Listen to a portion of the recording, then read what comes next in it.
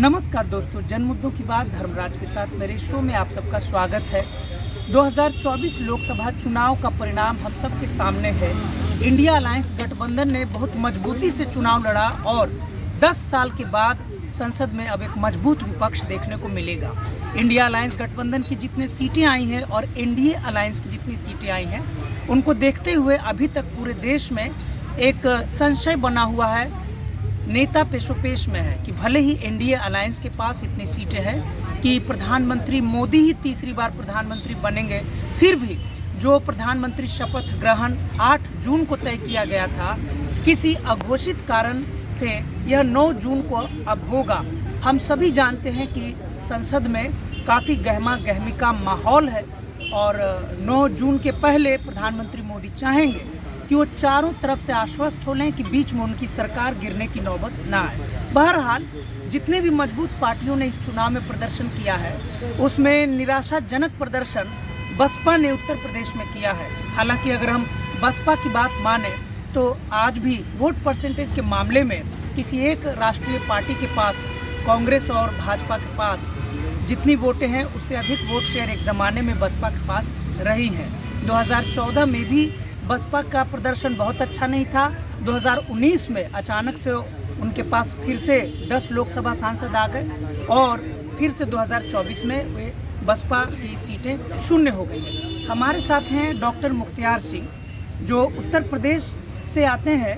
बसपा पर इनकी पैनी नज़र रहती है। जवाहरलाल नेहरू यूनिवर्सिटी के सेंटर फॉर यूरोपियन स्टडीज़ से इनका पीएचडी है और बसपा को बहुत लंबे अरसे से काम करते हुए देख रहे हैं, चाहे वह विधानसभा में हो, संसद में हो या पूरे भारत में हो। मुख्तियार जी, आपका मेरे चैनल में बहुत स्वागत है। Thank you. बसपा का प्रदर्शन जो निराशाजनक माना जा रहा है, इसके पीछे आपको क्या लगता है, क्या कारण हो सकता है? जैसे आपने कहा कि 2014 में 0 सीट थी, अभी भी 0 सीट है 2024 में, सही बात है।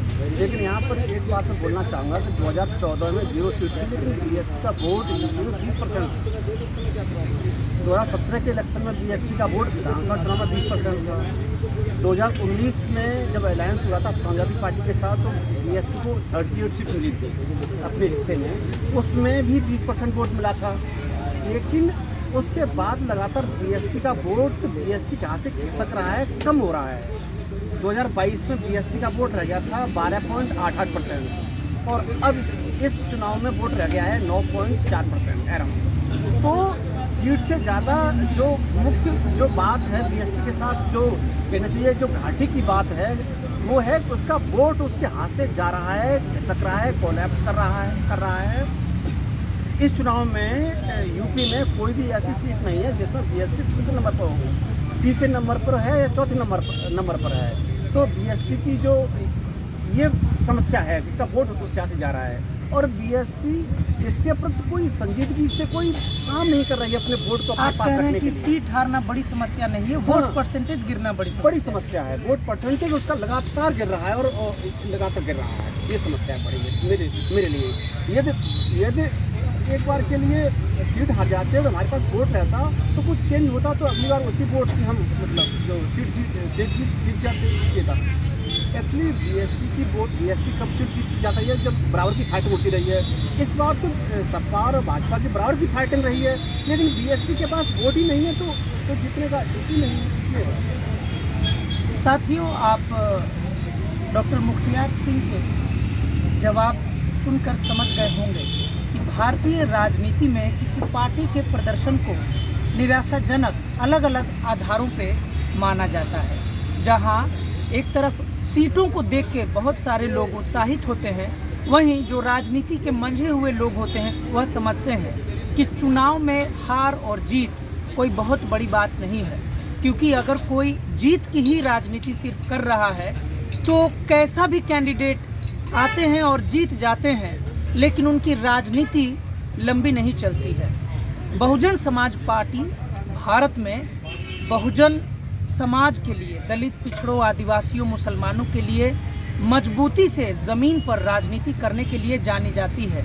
किसी ज़माने में जब खुद मान्यवर कांशीराम राजनीति करने साइकिल से उतरे थे तो उनका मजाक उड़ाया जाता था, बल्कि आज भी जब बहन जी मायावती कोई निर्णय लेती हैं तो उनके निर्णय पर सभी मीडिया, मुख्य धारा मीडिया, जिसे बहुत सारे लोग अब मेन स्ट्रीम मीडिया की जगह मनु स्ट्रीम मीडिया भी कहते हैं, मनु स्ट्रीम मीडिया बहन जी के खामियों को तो उजागर करती है, लेकिन मनु स्ट्रीम मीडिया के पत्रकार जिन अघोषित कारणों से, अनजान कारणों से मुख्य धारा की पार्टियों की प्रशंसा करते हैं, इसका कारण वे नहीं बताते हैं। बहरहाल शून्य की जहां तक बात होगी तो 2014 में अगर बसपा की संख्या शून्य थी तो 2019 के लोकसभा चुनाव में बिहार की सबसे बड़ी पार्टी राजद की भी संख्या शून्य थी, लेकिन उस पर मनु स्ट्रीम मीडिया ने उतना तीखा प्रहार नहीं किया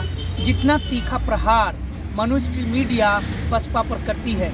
इतना तो तय है कि अगर मनु स्ट्रीम मीडिया में आम जन में यह प्रयास किया जा रहा है कि यह बात स्थापित हो कि अब दलित राजनीति खत्म हो रही है, तो उनको ये बात याद रखना चाहिए कि हो सकता है बसपा पार्टी हार रही है, लेकिन कांशीराम आज भी जीत रहे हैं। और इस कांशीराम की जीत का नमूना आप नगीना के नगीना में, यानी चंद्रशेखर आज़ाद, जो आज़ाद समाज पार्टी ब्रैकेट कांशीराम के नाम से प्रचंड बहुमत से उन्होंने अपना सीट जीता है।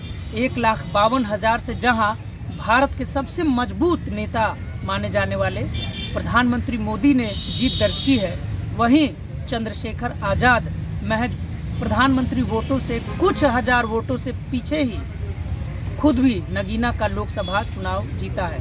हो सकता है कि बसपा का प्रदर्शन 2024 में निराशाजनक हो, लेकिन दलित राजनीति भारत में कहीं नहीं जा रही है, यह साफ नज़र आ रहा है। जहाँ तक मुख्तियार जी, डॉक्टर मुख्तियार सिंह का कहना है कि वोट प्रतिशत पे बसपा को काम करना होगा, उसके लिए तैयार रहना होगा। मुख्तियार जी, आपका बहुत बहुत शुक्रिया, आपने बसपा पर बहुत ही अलग तरीके से अपने विचार रखे। बहुत बहुत